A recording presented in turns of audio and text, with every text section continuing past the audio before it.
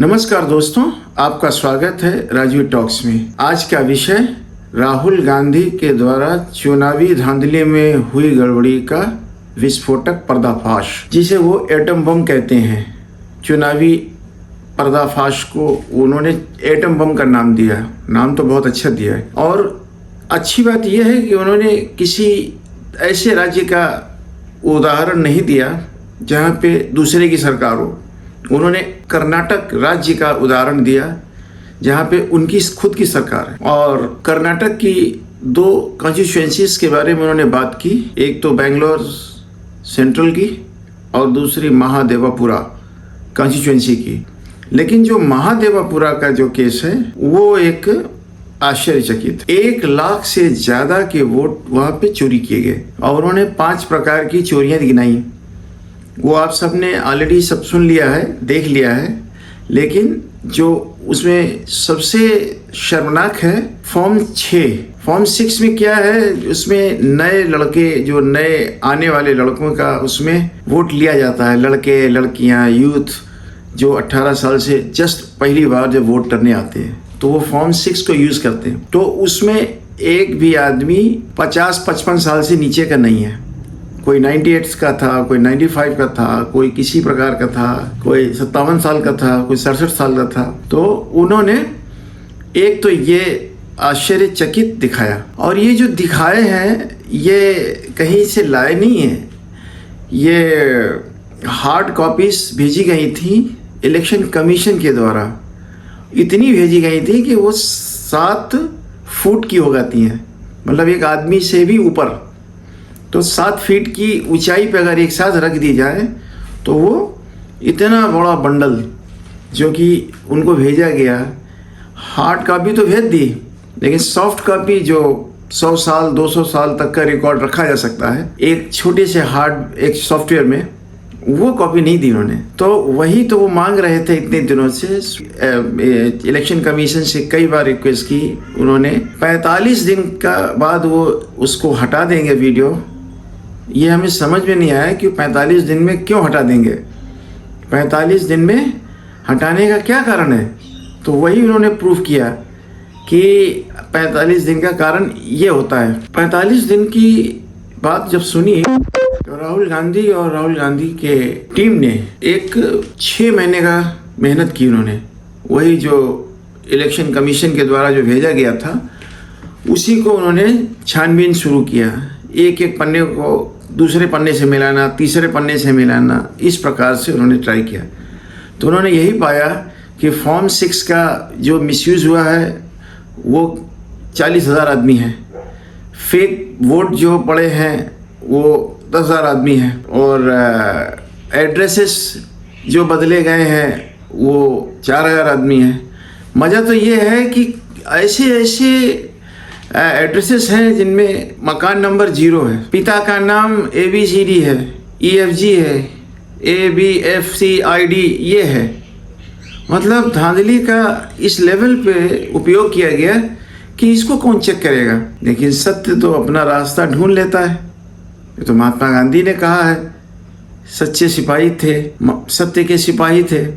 उन्होंने बताया है कि सत्य अपना मार्ग ढूंढ लेता है, सत्य से मत हटो। उन्होंने विजुअल्स नहीं दिए, वीडियो विजुअल्स नहीं दिए, इलेक्ट्रॉनिक जो प्रिंट कॉपीज़ हैं वो नहीं दी, अनरीडेबल कॉपीज़ नहीं दी, रीडेबल कॉपीज़ नहीं दी जो उनमें आप क्लिक करें और उसके बाद में उनका पूरा डाटा आ जाए, वो उन्होंने बार कर दिया था। उनको मजबूरी में हार्ड कॉपी देनी पड़ी, लेकिन हार्ड कॉपी से वो पकड़े गए। तो होता क्या है कि आदमी होशियार तो बनता है, लेकिन ये इलेक्शन कमीशन भूल गया था कि पुलिस अगर चाहे तो कैसे पकड़ सकती है किसी चोर को। तो राहुल गांधी का ये काम नहीं था कि जो ये चोरी पकड़ते, ये काम पुलिस का था। यानी कितनी FIR लगाई गई हैं, लेकिन कहीं कोई सुनवाई नहीं। तो लेकिन जब ये हुआ, इस तरह से जब ये निकला है, तब अब बीजेपी वालों की बोलती बंद है, गोदी मीडिया की बोलती बंद है और बीजेपी प्रवक्ताओं की बोलती बंद है। इवन जो चुनाव आयोग है उसके पास भी कोई जवाब नहीं है।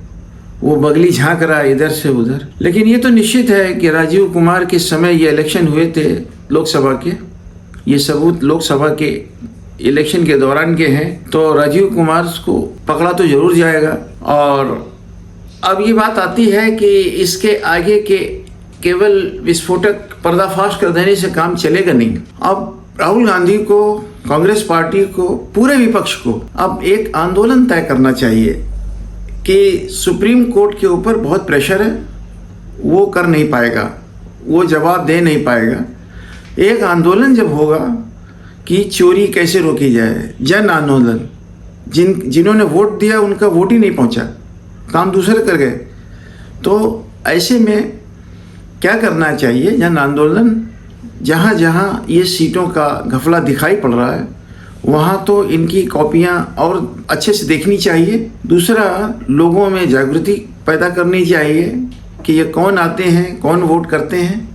और तीसरा, कर्नाटक गवर्नमेंट ये तो निश्चित कर सकती है, जिन आदमियों को इन्होंने पकड़ा है फर्जी वोट डालते हुए, जहाँ पर इनके एड्रेसेस पे या जहाँ जहाँ पे ये छापा मारे, उनको ढूंढे, सच बाहर आ जाएगा। इसमें तो बीजेपी गवर्नमेंट की कोई ज़रूरत भी नहीं है। इसमें तो लोकसभा के किसी भी इलेक्शन कमीशन में जो काम करने वाले उनकी भी ज़रूरत नहीं है। ये तो कर्नाटका पुलिस की ज़रूरत है। कर्नाटका पुलिस जो है वो इस पर मुस्तैदी से ही काम करे, उनको पकड़ के लाए, वो सबका बोल देंगे कि 500 रुपये दिए थे, 1000 रुपये दिए थे, या इन्होंने करवाया था, इस BLO ने कराया था, इस ब्लॉक वाले ने करवाया था, इस इलेक्शन कमीशन के अंडर जो आता है इसने करवाया था, इस नेता ने करवाया था, सारा धागे खुल जाएंगे। कोई इसमें मुश्किल नहीं है। राहुल गांधी ने काम आसान कर दिया है कर्नाटका पुलिस के लिए। या और जहाँ जहाँ पे अपोजिशन के जो लीडर्स हैं उनको ढूंढना जरूरी है, तभी ये इलेक्शन का जो कमिश्नर है ज्ञानेश कुमार, ये SIR को रोक पाएगा। नहीं तो बिहार में भी यही गड़बड़ी होगी और हाथ मसलते रह जाएंगे। आप दिखाते रहिए ये कि हम ये ढूंढ लाए, वो ढूंढ लाए, होता कुछ नहीं है। तो शुरुआत अब इनको करनी है। जिन्होंने फर्जी वोट डाले हैं उनको पकड़ा जाए, जिनके पास में वोटर IDs इतनी हैं उनको पकड़ा जाए, वोट डालने गए थे उसको पकड़ा जाए कि कहाँ से आपने वोट डाला, कैसे डाला। एक आदमी तो उसमें लखनऊ ही पहुंचा हुआ है, एक आदमी मुंबई में पहुंचा हुआ। तो 1 करोड़ से ज़्यादा जो वोट डाले गए हैं, बढ़ाए गए हैं ये लोकसभा में, उनका ये प्रतिफल है कि जो मोदी जी आज प्रधानमंत्री हैं।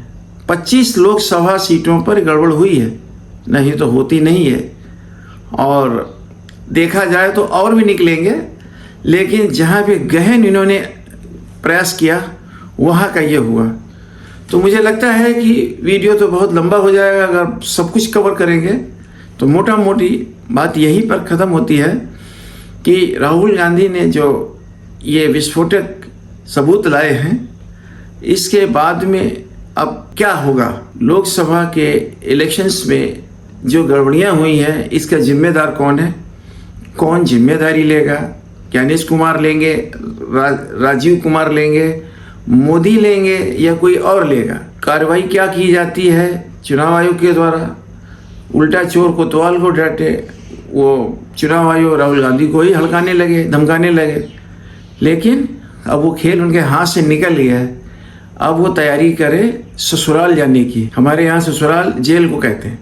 तो अब ससुराल जाने की तैयारी में अब वो लगे, अपना बिस्तरा बांधे कि वहाँ जाना है। राजीव कुमार जी की तो टांगें कप रही होंगी कि ये क्या हो गया, हमें तो इस पर सोचा ही नहीं था कि हम यहाँ फंस जाएंगे। तो विपक्ष इस समय बिल्कुल आक्रमण के मूड में है और हो सकता है कि 1 हफ्ते के अंदर ये सरकार ही न चलती बने। ये सरकार के इतने भेद खुलेंगे अब कि अब लोग बाहर आएंगे मी टू की तरह, me too me too me too. तो आज का वीडियो यहीं तक। आपको अच्छा लगा हो तो आप लाइक करिएगा, सब्सक्राइब करिएगा। धन्यवाद।